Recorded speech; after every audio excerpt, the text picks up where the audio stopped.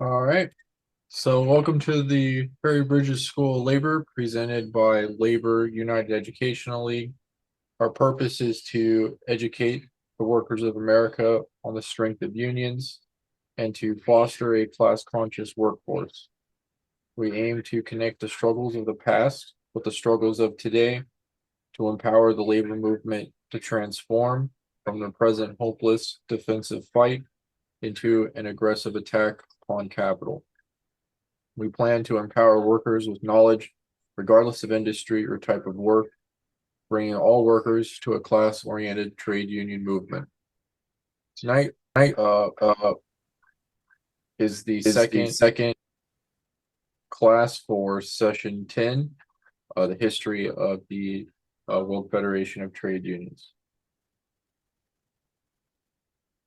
Tonight, we're going to be learning about the roots of the WFTU, its founding in 1945, and some of its history thereafter from 1945 to 1949.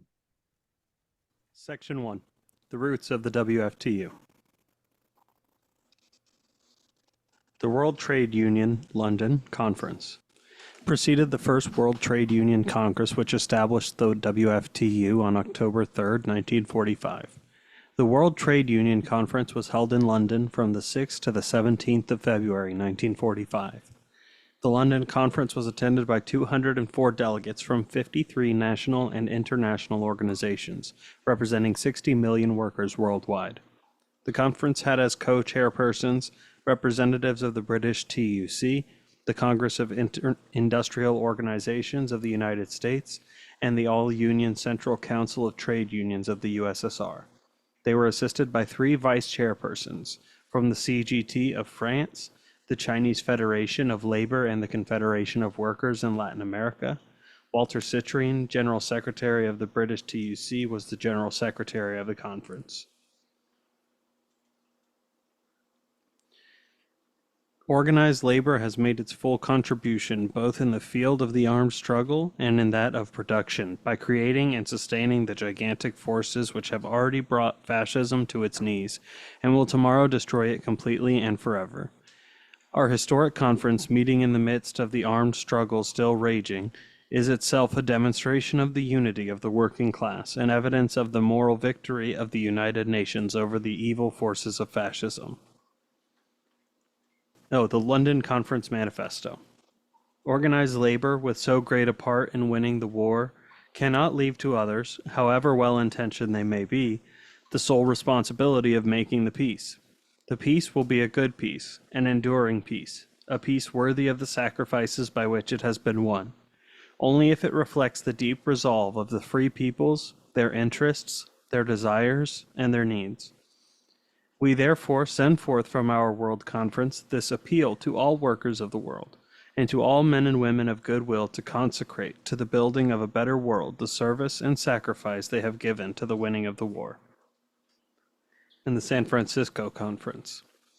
The establishment of the WFTU closely followed the San Francisco Conference, which created the United Nations Organization. The UN Charter, adopted in San Francisco on the 26th of June, 1945, declared, quote, "We, the people of the United Nations, determined to save succeeding generations from the scourge of war, which twice in our lifetime has brought untold sorrow to mankind, and to reaffirm faith in fundamental human rights, in the dignity and worth of the human person, in the equal rights of men and women and of nations large and small, and to establish conditions under which justice and respect for the obligations arising from treaties and other sources of international law can be maintained. And to promote social progress and better standards of life and larger freedom, and for these ends to practice tolerance and live together in peace with one another as good neighbors, and to unite our strength to maintain international peace and security, and to ensure by the acceptance of principles and the institution of methods that armed force shall not be used, save in the common interest, and to employ international machinery for the promotion of the economic and social advancement of all peoples, have resolved to combine our efforts to accomplish these aims. Significance of the founding.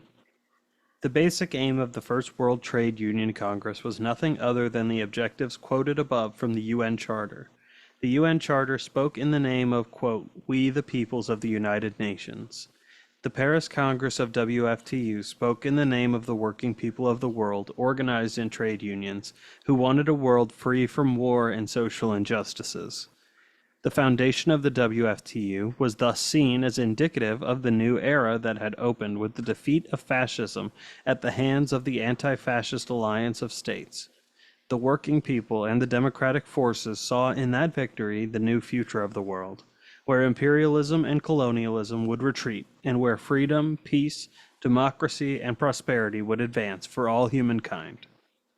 It was obvious to the working people and the trade unions that mere declarations of governments were not enough.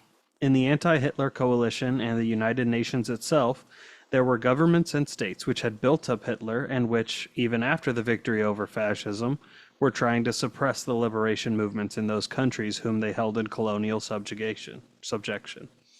So it was felt necessary to build the unity of the working people and the oppressed nations the world over, in order to achieve the aims of humankind which were enshrined in the declarations. The unity of governments alone in the form of the United Nations was not enough.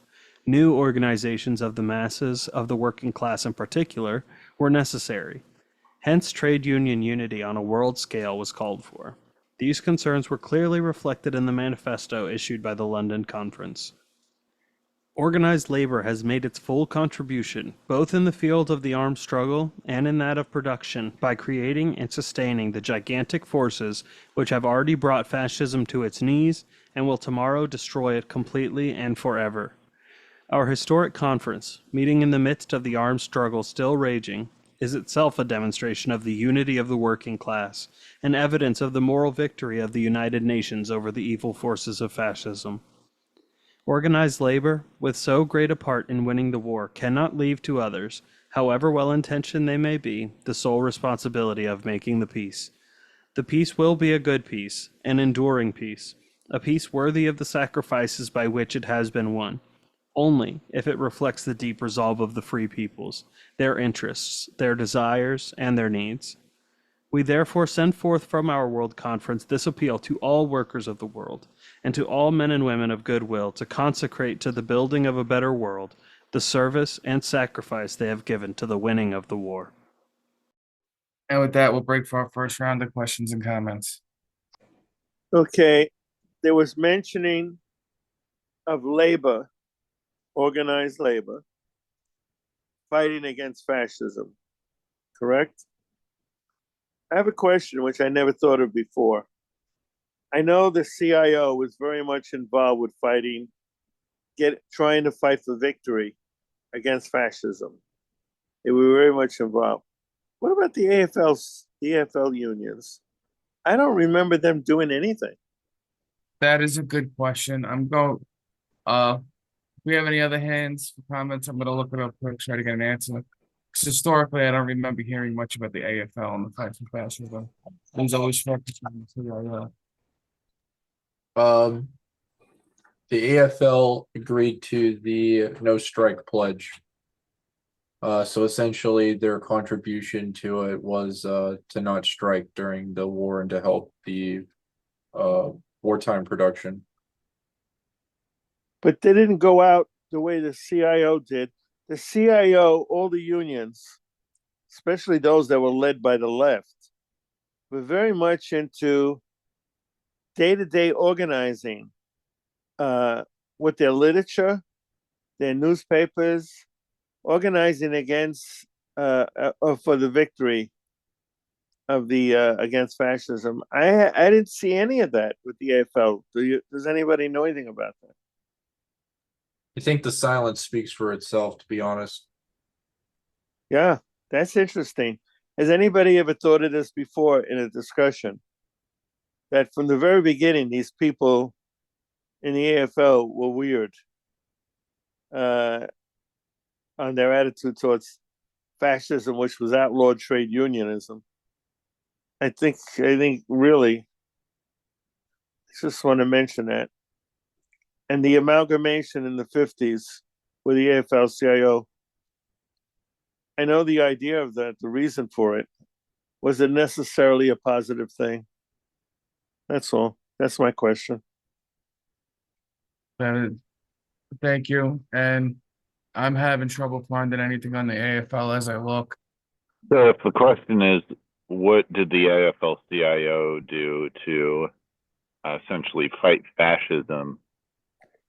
I don't know. I mean, I can't think of anything that the AFL-CIO did proper. I think Not the, just a quick correction, not the AFL-CIO, the AFL. Oh, well, so the only thing that comes to mind is in my union, which is the operating engineers, which what has been a part of the AFL for a long time. You know, we talk about how like operating engineers did go overseas to help with the war effort to like operate machines and things like that, which is good, which is something to be proud of, but it's not exactly like a big, large scale effort that I guess we would have wanted from the AFL. Yeah, reading up on the history of the AFL before the merger, I mean, I think we're not surprised, but there's a very long history, of course, of anti-communism to the point where, you know, where Samuel Gompers is, I mean, it's like rampant, you know. So I think especially they're coming from, you know, when we look at like the war effort in World War II, I'd have to look again, but I do feel like there were people in the AFL that took the stance that like Truman had, where he goes, you know, where he said, well, if Hitler's losing, then we'll arm the Soviets and vice versa, you know, and that's been a problem in the AFL like from the very beginning. It's just this idea of just being, I guess, the anti-communism, but also even before like the Bolshevik Revolution, there was a lot of things that the AFL did not like or they didn't promote, as far as with labor. So yeah, that was kind of my 2 cents. Thank you. The only thing I thus far as I'm digging, I've been able to find on the AFL and fascism is that the AFL did join with the CIO in saying that Taft-Hartley would bring fascism to the US. But that's the extent of what I've been able to find on that. All right, we'll go back to the presentation. Okay, and this second section is on the founding of the WFTU in 1945. So the Paris Conference in 1945, the Congress elected Walter Citrine from the British TUC as president and Louis Salant from the French CGT as general secretary, with their headquarters in Paris. The Constitution of the WFTU, adopted in 1945, placed among the aims of the WFTU, quote, to combat war and the causes of war and work for a stable and enduring peace. The first resolution adopted by the Paris Congress declared that, quote, one of the primary tasks of the WFTU and the trade union movements of all countries is to fight for the speedy and complete eradication of fascism. We recognize that the forces of reaction do not want to see the German and Japanese war potentials utterly destroyed and fascism extirpated. World labor must take action to guarantee that these forces shall not prevail. The Congress declares that world labor must be ever vigilant to prevent any hesitation or weakening in the application of these decisions. That's from the Potsdam Agreements. The second resolution adopted by the First World Trade Union Congress outlined the principles for a fundamental charter of the rights of the trade unions and their immediate demands. The Paris Congress, in its second resolution, strongly reaffirmed the basic demands of the workers. Quote, the right of the working people to organize themselves, freedom from every form of discrimination based on race, creed, color, or sex, the right to work and to paid holidays, adequate rates of pay, and a higher standard of living for housing, food, etc. Social Security providing guarantees against unemployment, in sickness, accidents, and old age. The resolution on the, quote, people's right to self-determination clearly put forward the slogan of national independence. Victory over the fascist powers was based both upon the united military might of the United Nations and the active struggle of the peoples to secure their full employment of our basic liberties and the right of self-determination and national independence. It would indeed be but incomplete victory if the common people in the colonies and territories of all nations were now denied the full enjoyment of their inherent right of self-determination and national independence. The Congress supplemented this demand for political independence with the call for economic independence as well. The Paris Congress decided to increase industrialization and agricultural technical progress under democratic control in all backward countries, in order to free them from their present position of dependence and to improve the standard of living of their population. To see that this program is not used for monopolistic profiteering interests, native or foreign, which would harm the legitimate national and social interests of these countries. To support the assistance which may be given to these countries by the technical and financial resources of advanced countries in terms of long-term credits and other means, without permitting the latter to interfere in the internal affairs of the needy countries, or to subject them to the influence of international trusts and cartels. To ensure international coordination of these measures, so as to achieve a harmonious evolution of all peoples. To enlist all peoples within the framework of this movement, not merely those of the backward countries, but also those of advanced countries, whose real interests coincide with that of the former. The founding Congress of the WFTU heard powerful arguments for international trade union cooperation and trade union unity. Sidney Hillman, delegate of the CIO from the United States, said, quote, history, that harsh teacher, has taught us a costly lesson in the last tragic and bloody decade. The lesson that unity among the democratic forces of the world is the one condition without which peace and progress are impossible. The international labor movement, before 1939, was a weak and ineffectual force in the anti-fascist struggle because it lacked the unity that is our sole source of strength. The delegate of the AUCCTU of the Soviet Union, V.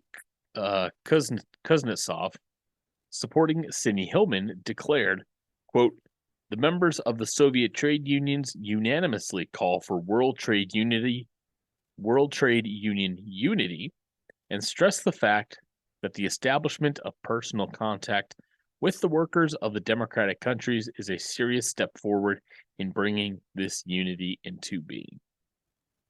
Controversies at the Paris Conference. But there were acute controversies and sharp differences at the Congress on several issues. For example, on the question of national independence for colonial countries, there were differing attitudes. When, for instance, Shripad Amrit Dang from India welcomed the prospects opened up by the establishment of the WFTU in the following terms, quote, for our working class, the simple thing is national independence, and for that our people join the international trade union movement. Walter Citrine of the British TUC replied that he did not think the WFTU was, quote, the medium whereby this is to be done. If once we get into the maze of politics, this international will perish. When the Standing Orders Committee proposed a resolution condemning colonialism in Vietnam and Indonesia, Coopers, delegate from the Dutch trade unions, came to the rostrum to deny the justification of the Indonesian people's struggle for independence. However, the spirit of the times was such that unity prevailed and all the Congress documents were adopted. The Congress thus became an outstanding event in the history of the World Trade Union movement. And with that, we'll break for a second round of questions and comments. So first, quick, on looking up on that question, in the AFL and the fight against fascism, the only thing I was able to find is that they were members of the AFL that were involved in forming organizations to help protect some of the Jewish workers that were in the trade unions as the persecution from the Nazis arose. But the one name mentioned mostly involved in that, David Dubinsky, did end up going over to the CIO when the CIO was formed with the International Lady Garment Workers Union. So I wasn't able to find anything else on it. Most of the information available on the AFL's role in foreign affairs comes as the representatives of the Cold War. Yeah, in a similar vein, I guess. I've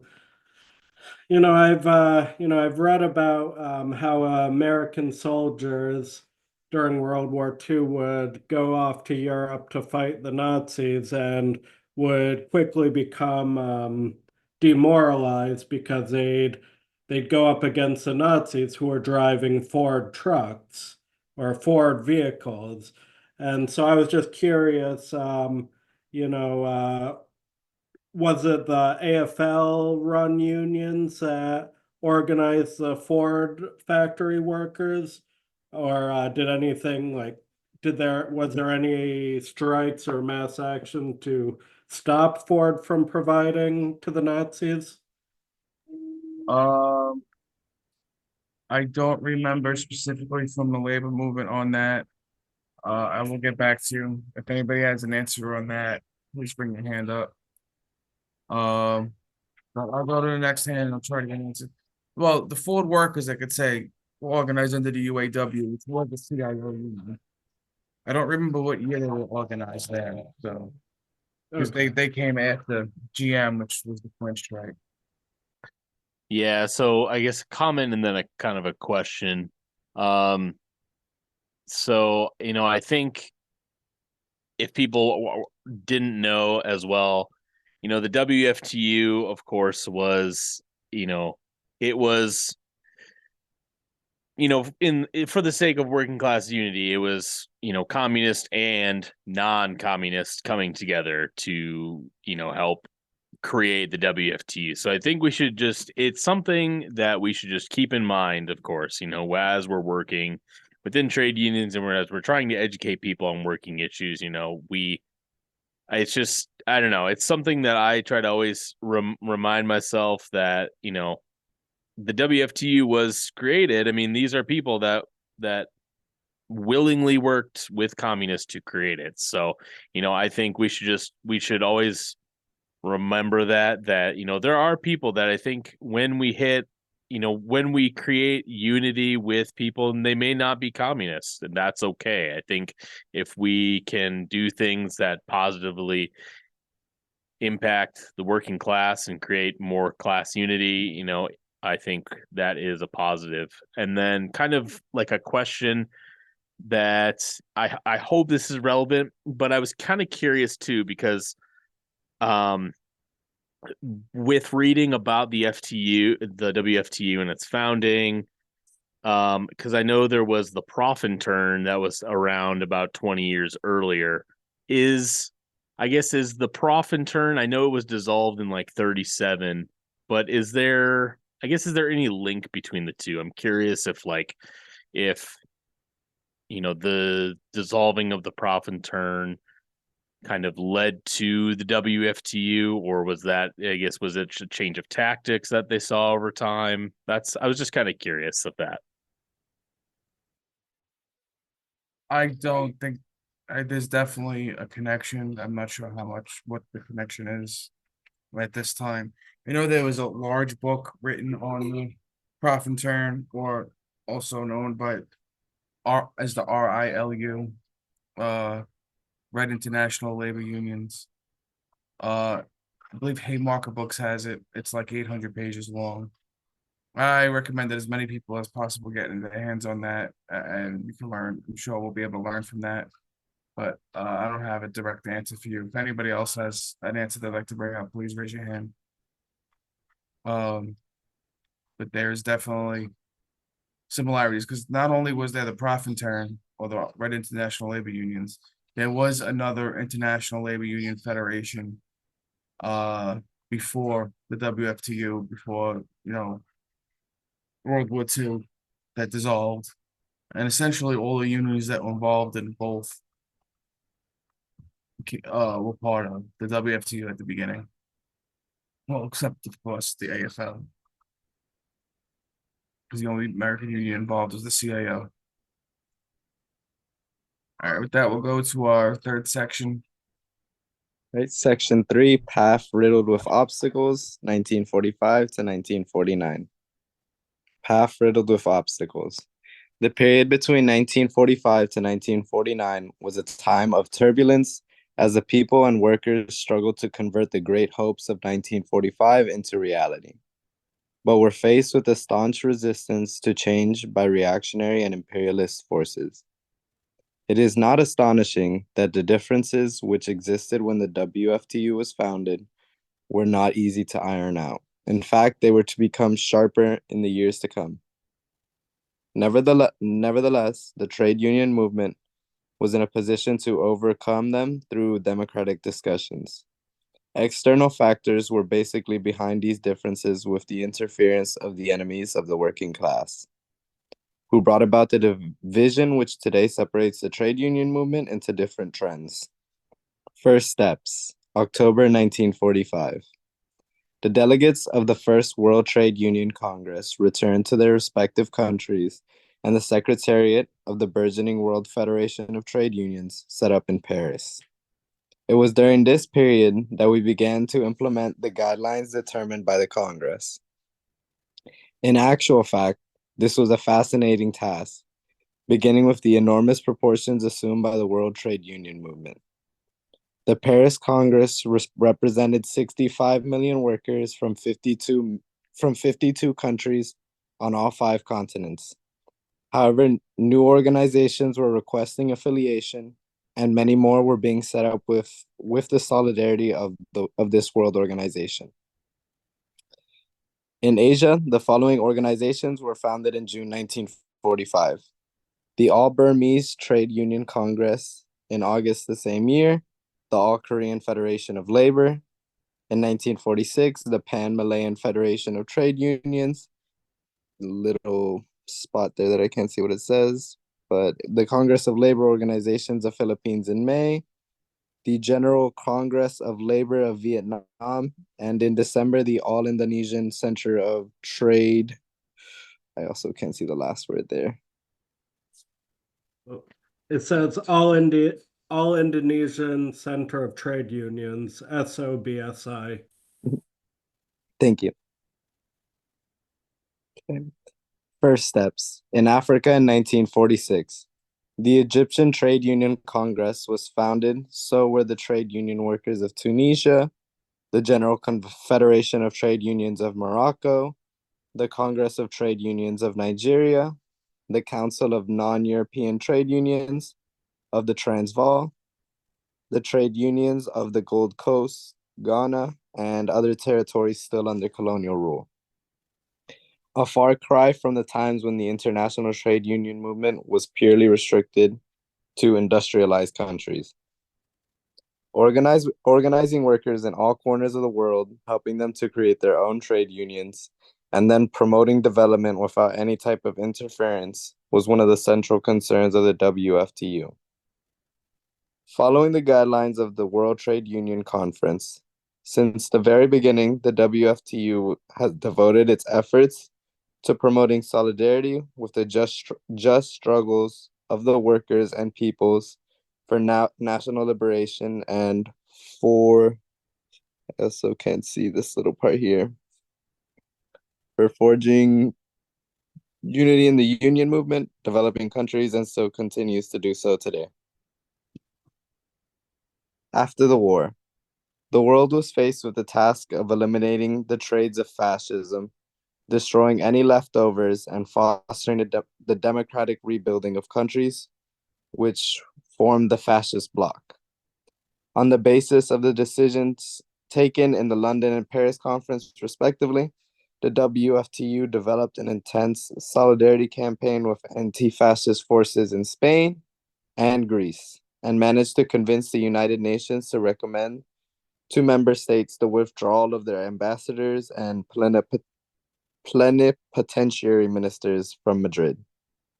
The defense of trade union rights was at the heart of the solidarity actions with workers who were victims of repression, including workers in colonial territories. On two occasions, July 1946 and February 1947, special missions were sent to Iran when trade unionists were arrested and when political intervention and peaceful demonstrations was detected. I'm sorry, the block is still there. That doesn't let me read a certain part. But a similar mission was sent in March 1947 in Africa following brutal repressions of miners on strikes. A question of particular importance in the solidarity activities of that time was the WFTU's contribution to the task of ridding Germany of Nazism and demilitarizing Japan, which took the form of creating democratic trade unions in both countries. A special commission was set up, led by the General Secretary, Louis Salent, who visited Germany on two occasions and submitted recommendations to the Four Towers. Democratic trade unions were created in the various zones of occupation, and the WFTU hoped to merge them into one single national center. In February 1948, the German Interzonal Conference decided on the creation of a General Council of German Trade Unions, but the entire process was interrupted by the Cold War and the subsequent division of Germany. First steps. Finally, following the clear mandate of the Paris Congress, the trade union movement had managed to give a voice in the newly created UN international bodies. It was precisely on the WFTU's initiative and insistence that the United Nations decided to introduce consultative status for non-governmental organizations in the UN Economic and Social Council. Nevertheless, right from the start, the WFTU was not in an easy position in the ECOSOC, as the AFL also had the same status. Thus, trade union division became institutionalized. The ILO Convention number 87 in 1947, an important tool for workers in their fight for trade union rights, was based on a draft submitted by the WFTU. These few examples confirm the value of unity and the decision to create a strong world organization. Amidst the complex post-war situation, the trust which millions of workers around the world had in the WFTU was not proved ill-placed. From alliance to confrontation. The victory over fascism in 1945, a result of the broadest possible alliance of democratic forces ever known in history, in which a decisive role was played by the Soviet Union, opened up new horizons for the people in their struggle for national liberation and social progress. The desire to eliminate once and for all the scourge of war was embodied in the Charter of the United Nations and became the driving force behind the right to fight the cause of wars. A fight which could only be successful through radical social change. Imperialist exploitation and domination were to be eliminated from human relations, as became clear after the most important lesson learned in the two devastating wars suffered by humanity in that century. Within the new correlation of forces, the sphere of influence of imperialism had been considerably curbed. Under different circumstances, the various countries in Europe and Asia opted for the socialist path of development. The socialist mode of production was no longer exclusive to one country and was in practice revealing its advantages. Ancient China woke up and the revolution put an end to the corrupt regime of the Kuomintang to proclaim the People's Republic in 1949. The peoples in Indochina rose up against French domination. Former colonial empires were breaking up. In 1946, Syria was liberated. In 1947, India was released from colonialism. Colonialism was no longer a privilege, which was more of a less acceptable to the powerful. Instead, it became an anachronism to be wiped out. The right to self-determination became an internationally recognized legal principle. In developed capitalist countries, there was an upsurge in the workers' struggles for better living and working conditions, for the reconstruction of the war-torn economy to the benefit of the working masses. From alliance to confrontation. The response of the reaction headed by imperialism to this changing world was the breakdown of the anti-fascist alliance and the onslaught of the Cold War. The United States emerged from the war ready to assume hegemony over the world. Their powerful monopolies, richer thanks to the losses inflicted on the European powers during the war, bowled over their competitors and concentrated their domination on other regions, particularly in Latin America, which since Monroe had been considered as the backyards for Yankee expansion. With the Bretton Woods agreements, they imposed worldwide supremacy of the dollar and achieved a leading role in the world capitalist financial system. At the same time, they needed to ensure their political stronghold, for which they sought military supremacy, and particularly the monopoly over atomic weapons, which they conserved until 1950. In 1947, with the Truman Doctrine, the main capitalist power proclaimed itself something of a world policeman, assuming the right to intervene against any government in the world which was not quite to its liking. At the same time, General Marshall presented the United States Congress with his plan for the reconstruction of Europe, later called the Marshall Plan. In Fulton, the former British Prime Minister Winston Churchill called for the dissolution of the War Alliance and the creation of a Western Bloc against the socialist states. At the beginning of 1948, imperialism with internal reactionary forces attempted to strike a powerful blow to Czechoslovakia to divert the course of social change. Nevertheless, the masses turned out to be decisive, a fact which was not alien to this new period. The mobilization of the workers and the general strike called by the revolutionary trade union movement. The only center helped to find the solution to the crisis of February 25th, as it imposed this part I can't.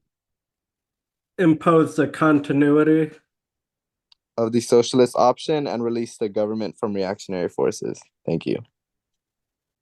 Also in 1948, in violation of UN resolutions, imperialist plots against the Palestinians and other Arab peoples sparked off the first conflict in the Middle East. The expulsion of the Palestinians from their homeland and the denial of self-determination and the right to set up their own national state. The Western powers, one by one, decided to break the agreements drawn up in Yalta and Potsdam, which were the foundations of international cooperation for peace.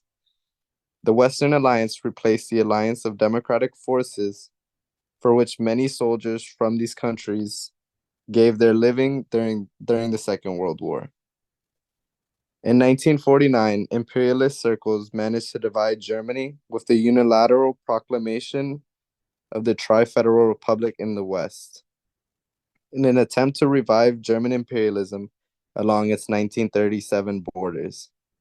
Shortly afterwards, the German Democratic Republic was founded in the East as the first peaceful German state of workers. The southern part of Korea, occupied by the US, became an appendix of US expansionism in Asia. That same year saw the creation of the North Atlantic Treaty Organization, NATO, a military alliance headed by the US with blatant aggressive arms. The Warsaw Treaty, signed 6 years later, was purely a matter of legitimate defense for the socialist countries. Once again, imperialism threatened world peace, embarking on a policy of confrontation in international relations.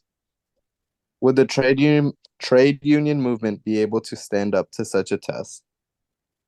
And with that, we'll break for our third round of questions and comments. And as you can see here, the tensions are starting to rise within the World Federation of Trade Unions as the U.S. shifts to a Cold War policy. And of course, we'll see that come to a head when we get to the last section. The WFTU, you talk to some other union people, never heard of it. I remember many times when I was active in, when I was working, I talk about it to people. They never heard of it. It was like it's been censored out. And I thought, well, maybe I'll get a baseball cap and wear it to one of the union meetings, but I could never find a one that had WFTU. Unless you get it custom made, that'd be the only way. I even sent a email to in Greece, WFTU, to send me something, and they said they would. They never did. But the unionists here don't know anything about it. It's been censored out. Well, I will say in recent years, more unionists have learned about it. I know there is some connection between groups. And the WFTU. I know there was some WFTU affiliated unions had people at the Labor Notes conference this year.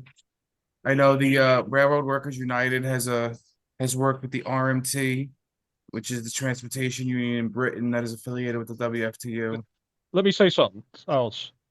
They had a demonstration here back in 2014 at all major unions in around New York State on May Day, and I was handing out information with Marty Sama on a WFTU, and nobody knew anything. I mean, maybe it's in New York, but not in Buffalo. That's what I'm trying to say. There's no familiarity at all with it. Oh, But, yeah, definitely. it depends on the location. Depends on what location you're in. Oh, I'm saying since then, there's been an increase thanks to like podcasts like Working People Pod, which has had some connections with WFTU. That is a popular podcast in the labor movement nowadays. Railroad Workers United, which is a national cross craft caucus within the railroad unions, has had connections with WFTU unions. It has increased. It's still nowhere near where it needs to be. It's a step in the right direction. And we are really looking to build a connection to the labor movement and the WFTU. And of course, I think it was 2016 that the Rufus 36 out in LA became the first US WFTU affiliate since 1949. Hi, yeah, I think it's interesting that it was mentioned that the WFTU approached this kind of uh appeal to sovereignty and anti-colonialism as like independence. I think that sounds to me like it would be more appealing to, the Western delegates and the US delegates. Maybe independence has a kind of different connotation also included in it of like kind of factionalism or sectarianism when it comes to people like accusing, for example, the Soviet Union of being dictatorial or controlling or things like that. But there's all, also this just generally good interpretation of independence as like the sovereignty of nations that really probably already existed or really already should have existed, but were being dominated by oppressive other powers. But I just often think about this word independence and how it's used to either support the sovereignty or to kind of criticize democratic centralism on the other hand. And of course, the WFTU weren't the only ones that attributed the anti-colonial struggle to independence movements. And of course, with the U.S., it fell on deaf ears because the U.S. was what was and still is a colonial power. over parts of the world, and they don't want to, give up that power. Yeah, you had mentioned, the Cold War kind of kicking off around that time, and uh there were unions that like helped start, because I know at the beginning we had talked about the French CGT, and if I remember right, I think the AFL worked to start a what do they call it, a free trade union that was supposed to be similar to the CGT, I think, Hold that, correct? hold that thought. We're gonna get into that Oh, okay. I in didn't the know there next was section. oh, okay, gotcha. All right, there's no more questions or comments. We're gonna go to the fourth section. Section 4, First Steps and Hurdles at the Beginning of the Cold War.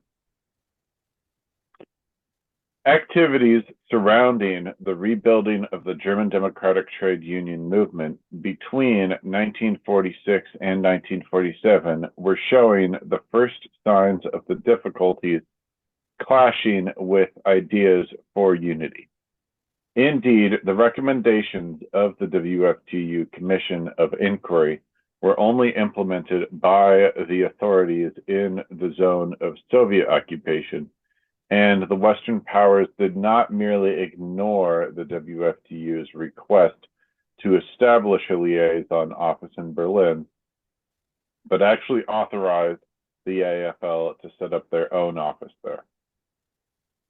The trade union secretariat in the three Western zones turned a blind eye to the decisions of the Interzonal Conference in 1948 and broke off relations with the Free Trade Unions of Germany, created in the Eastern Zone. At the same time, the secretariats of the British and United States zone merged. The Council of Free Trade Unions of Greater Berlin, a body which up to until then was united, split and created the so-called Independent Trade Union Opposition with the public backing of the British TUC affiliated to the WFTU. The first hurdle.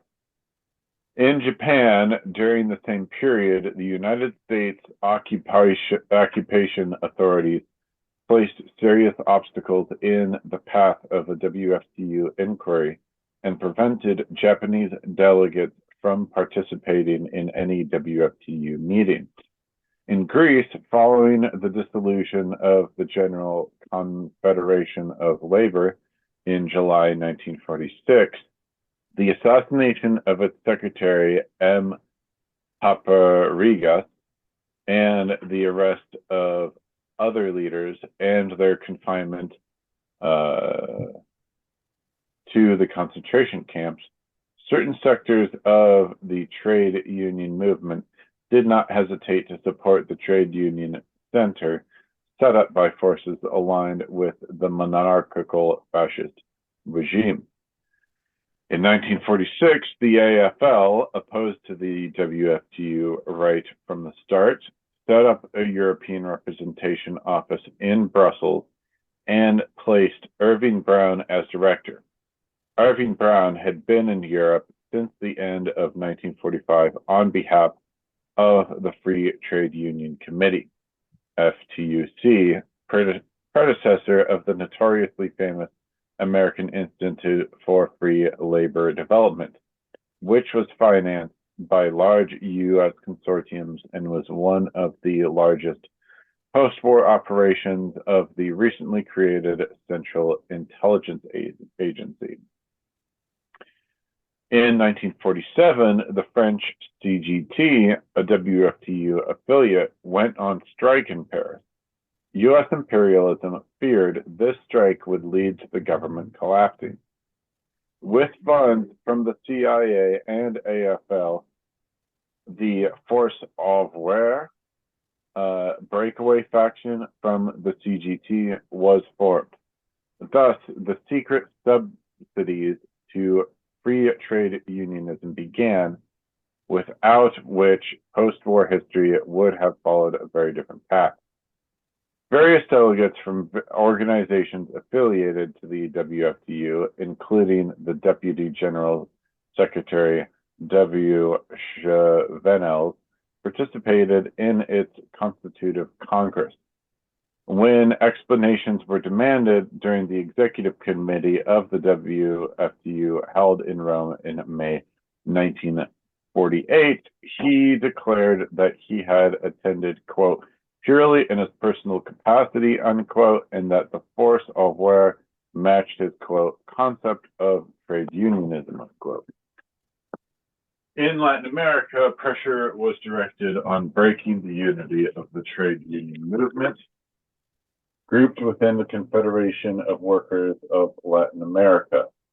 Traditionally, the hegemonistic policy of U.S. imperialism was evident in Latin America through U.S. Pan-American concept based on the illusionary communities of interest between the Northern Giant and the Latin American peoples.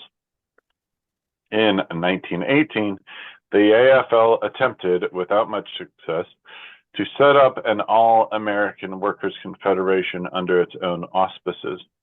After the Second World War, the AFL once again took the initiative to set up, in 1948, the Inter-American Confederation of Labor, this time in Lima as a rival organization to the Confederation of Workers of Latin America.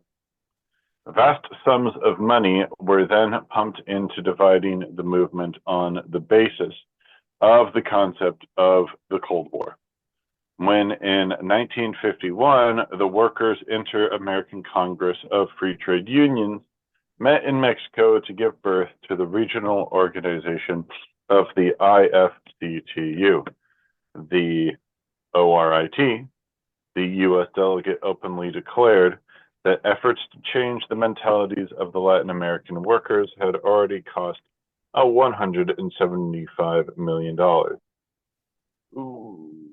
Serious differences emerged concerning the role of the International Trade Secretariat, which outlived the IFTU and were opposed, as we have seen, to the setting up of trade branches within the WFTU as set forth in the Constitution adopted in Paris.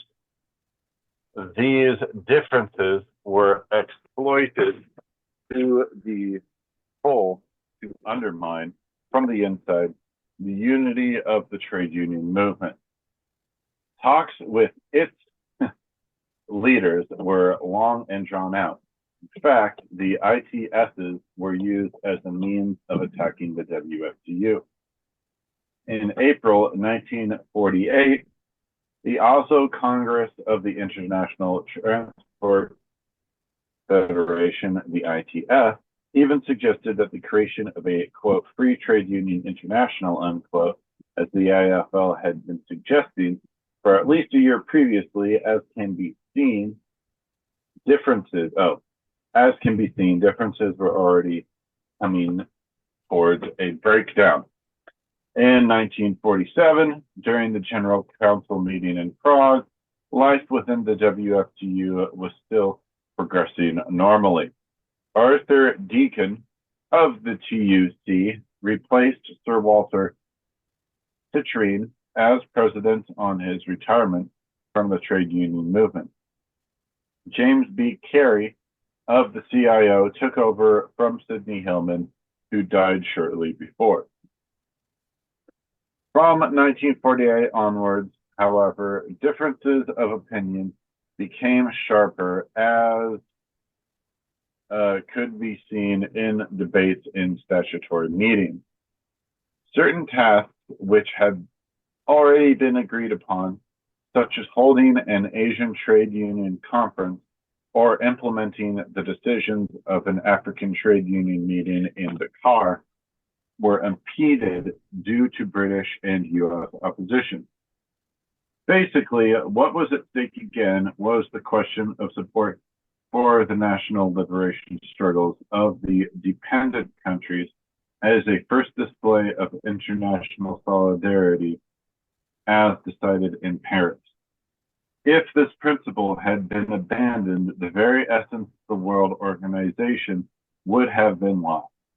Internal debate, quite normal in all democratic organizations, could be centered around the preparation for the Second World Trade Union Congress, planned for 1949. But the crisis broke out beforehand and not by pure chance. A hurried chain of events. The controversy surrounding the Marshall Plan is usually blamed for the 1949 split. Nevertheless, as we have seen, basic differences over a range of questions were emerging within the WFTU even before the famous general turned politician came up with his capitalist reconstruction plan for Europe. In actual fact, these differences alone would not have caused the split. The events in 1949 within the trade union movement should be placed against the background of the political aims of imperialism, to which a united trade union movement was a hindrance. The example of the division in the trade union movement illustrates the role played by the CIA's secret activities. The AFL and the TUC, to be joined shortly afterwards by the CIO, urged the trade union movement to actively support the proposals in the Marshall Plan. Most WFTU members could not accept these proposals. Conditions attached to loans infringed on the sovereignty of these countries concerned, and the main aim was to ensure that domination of U.S. capital whilst restoring the economic and military might of West Germany as a launching pad for a policy of confrontation against the socialist countries. The proponents of trade union involvement in the plan met in London in March 1948. The sponsors of the meeting, chiefly the AFL, were not particularly perturbed by the absence of a large part of the European trade union movement. The meeting aimed to set up a trade union consultative committee as part of the U.S. plan, which was officially set up in a second meeting in July. Meanwhile, this matter figured on the agenda of the WFTU Executive Committee meeting in Rome, April-May. Although those in favor of the plan were in a clear minority, it was agreed in a last-ditch attempt at unity and in accordance with the Constitution to leave each member organization free to make up its own mind. Consequently, this controversial question could well have finished there. However, subsequent events show that differences on this point were being exploited to the point of rupture. Imperialism wanted to impose the concept of a quote unquote free world against an alleged quote Soviet threat unquote. This same dividing line was to slice up the trade union movement into the free trade unions and those who, for defending a class-based concept, were, quote, Moscow's agents, unquote. Unfortunately, these ridiculously divisionary tactics based on the Cold War were not ignored by some trade union sectors. In July 1948, during the ITF Oslo Congress, Arthur Deakin fervently denied the accusation that the WFTU, of which he was still president, was an, quote, instrument of Soviet imperialism, unquote. Ironically, shortly afterwards, Arthur Deakin himself, at the WFTU Executive Bureau meeting in Paris, January 19, 1949, read out a letter from his national organization, the TWC, demanding, quote, suspension of all WFTU activities for a period of 12 months, unquote. Otherwise, the British TUC would withdraw from the WFTU. This was a veritable ultimatum which, if accepted, would have meant the virtual dissolution of the WFTU. That was how James B. Carey understood this and hurriedly proceeded to read the, quote, Death Act, unquote, of the World Center, quite clearly stating, quote, it is no use pretending that the WFTU is anything but a corpse. Let us bury it, unquote. The motion was rejected as it did not fall within the jurisdiction of the Executive Bureau. The matter was referred to the Executive Committee and to the Congress. The dissident group, however, was true to its word, and Deacon and Carey, accompanied by E. Coopers, representing the Dutch trade unions, walked out of the meeting.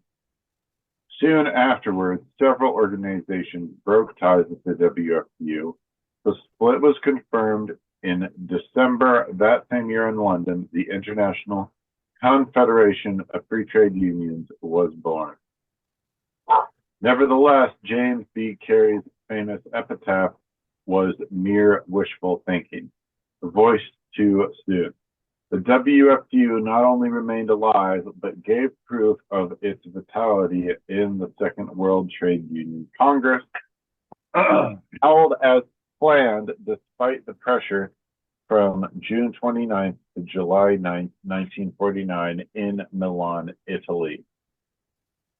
From the point of view of size alone, excuse me, the Milan Congress proved that despite the endemic and complex crisis in 1949, the WFTU continued in its task of promoting workers' international solidarity.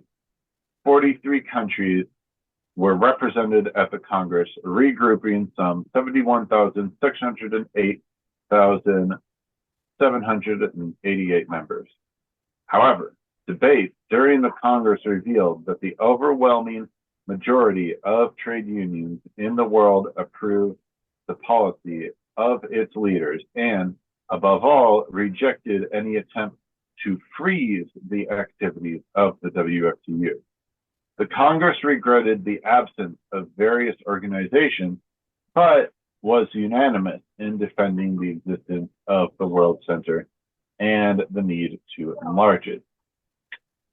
An open letter was, adopted by the Congress and sent to workers and trade union activists in the United States, Great Britain, and other countries whose centers had pulled out of the WFTU, urging them to find a way to reach an agreement around common aims. So the efforts of the WFTU for united action, the idea of unity still in force. So the efforts of the WFTU for united action, the tool of solidarity against this new background, date back to the very moment when unity was shattered. The Congress's concern to strengthen the world organization was perfectly justified, since workers throughout the whole world, had to face serious economic and social problems, which highlighted the role of solidarity. Vital tasks were awaiting the trade unions, and internal problems were not to detract them from their essential aim. This was reflected in the document adopted in Milan. A general background document established the priorities in the struggle for peace, democratic rights of the peoples, and international trade union unity. The social and economic demands of the workers were the object of a special resolution. Another resolution was devoted to the specific problems of migrant workers. Finally, a manifesto was addressed to workers and trade unions around the world, urging them to struggle united to defend peace, democratic rights, and the economic interests of the workers. Activities on a branch or industrial level were also to be strengthened with the application of Article 13 of the Constitution. This was how the decision to set up the Trade Union International came about as WFTU Industrial Department, which put an end to the stale discussion with the leaders of the ITSs. The newly elected leadership voiced the determination to continue efforts to realize the ideas of the Paris Congress. To stress the determination for unity, 2 posts in the new executive bureau were reserved for representatives from the United States and Great Britain. Endorsed by millions of workers throughout the world, the WFTU could continue its struggle. And with that, we'll break for our last round of questions and comments. First things first, I'd like to bring up a couple of notes. The International Confederation of Free Trade Unions that was formed by the AFL and the CIA would go on in 2006, I believe it was. Let me double check that date. Yes, in 2006, would go on to merge with the World Confederation of Labor to form what is now the International Trade Union Confederation, or ITUC, as the opposing center to the World Federation of Trade Unions. Also mentioned here was the American Institute for Free Labor Development, which was AFL, AFL-CIO and CIA funded, and was involved in a lot of U.S. excursions into Latin America. There was also other groups at the time. They created these groups regionally. They would go on to, all these regional groups would go on to merge and become what is now the Solidarity Center of the AFL-CIO. And through the Solidarity Center, the AFL-CIO does help with U.S. State Department and CIA operations around the world, most notably in the last at this point, more than 10 years ago. They were involved in the coup in Ukraine in Maidan Square. They were involved with working with puppet trade union that supported the overthrow of the democratically elected government in Ukraine, and has essentially backed fascism in Ukraine since. Well, I mean, it's a little disappointing there at the end. I was, just a lot of funneling of money from the CIA, and I didn't know the involvement of America just kind of preventing, I guess, their new, I would say, establishments in Japan and Greece, because my understanding is there was a lot of CIA involvement in Greece at that time. So, I mean, it just seems like an uphill battle after World War II, but I don't know if anyone can comment on that. Yeah, we will get more into it as we go along. This is just the beginning of the history of the WFTU. And of course, as we continue our series on the history of the Congress of Industrial Organizations, we will at some point get to the CIO's role in the formation of the WFTU and in the split, and then their role in the split. Okay, I want to mention that recent merger that you mentioned, the group they merged with was a Catholic trade union organization that has been around for as long as, God, forever. They were anti-communist. That's why they were not part of the World Federation of Trade Unions. And they refused to work with communists. So it was interesting. The anti-communist Catholic one merged with the anti-communist, I don't know what you would call it, secular one, I guess. That wasn't religious.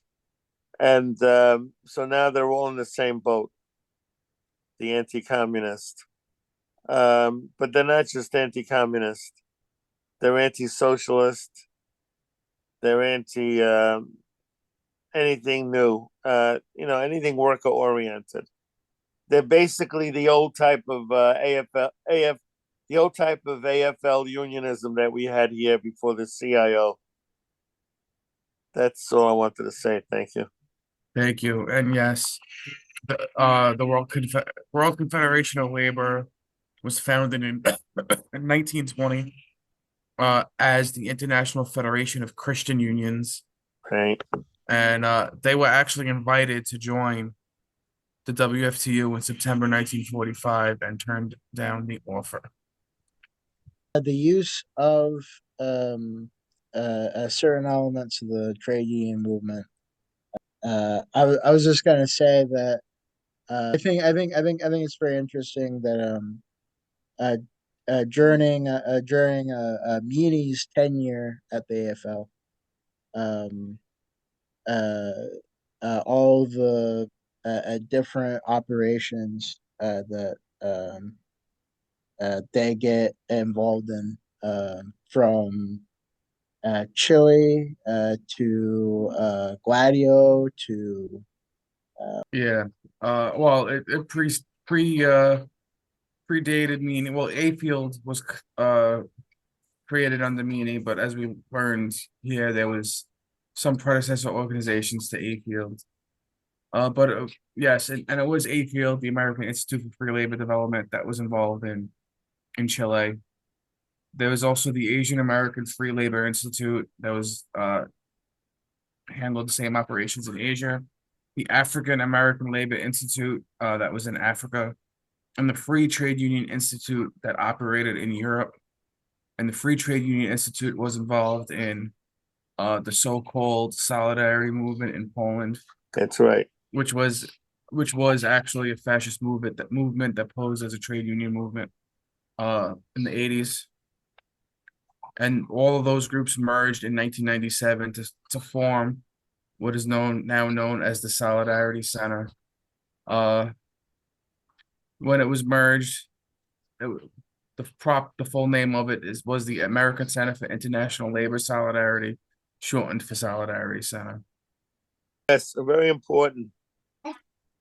The All China Federation of Labor, which joined the WFTU after 1949. Okay, when the revolution took place in China. That group withdrew from the WFTU in the 70s, in the 60s or 70s, when the split happened with the Soviet Union, the Sino-Soviet split, if you remember that split. The All China Federation of Labor withdrew. I don't know if they ever came back. They did come back, but They did come back. It must have been within the last 20, 25 years. It had to be after Mao died. And after Deng Xiaoping came in, it had to be after that. Correct? That the date I have not found, but they are listed as a member. Yeah, so they remember now, right? But that's recent. Thank you. Thank you. Something I thought of was the slogan of the WFTU is Workers of the World Unite.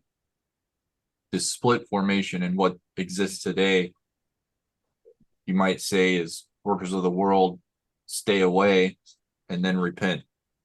And of course, the WFTU is still alive and going strong.